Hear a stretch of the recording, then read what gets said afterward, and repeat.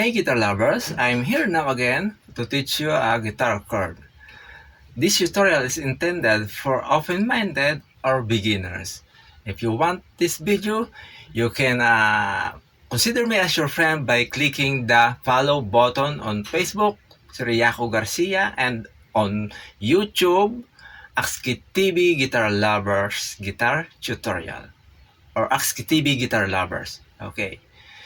So for now, how to play the D minor 7. A while ago, I'm teaching D minor. So for now, I'm giving you a D minor 7. How to play the D minor 7. Okay? The easy chord of D minor 7 or the shape, the easy shape, this is, you can follow this.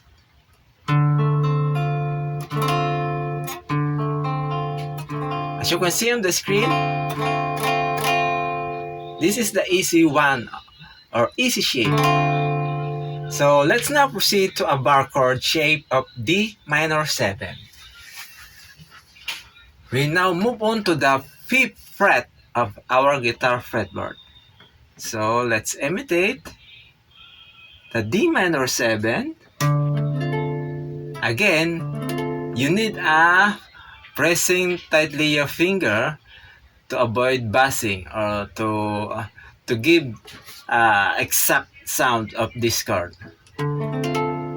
D minor 7 and another one shape of D minor 7. So please be patient. If you don't follow to this tutorial because it is so fast, you can watch it again and again. Okay?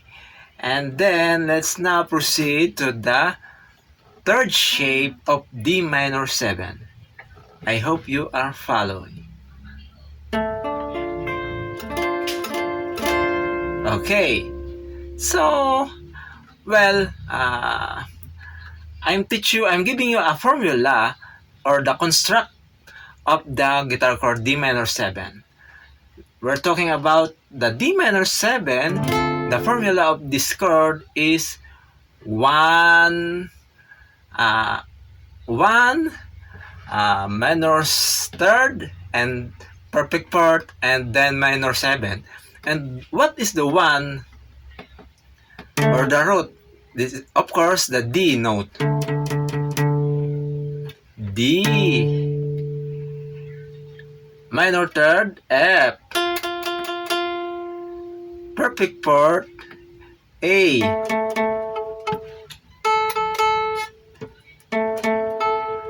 This is the same. Okay? And then the minor 7th is the C note.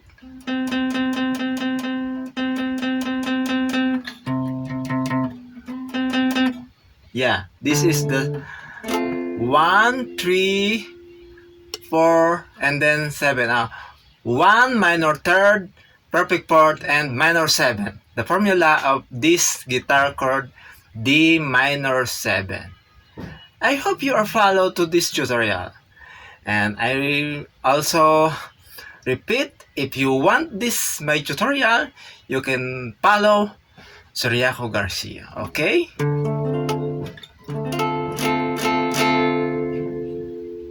Okay, this is our lesson and I hope you enjoy. Okay? Good day.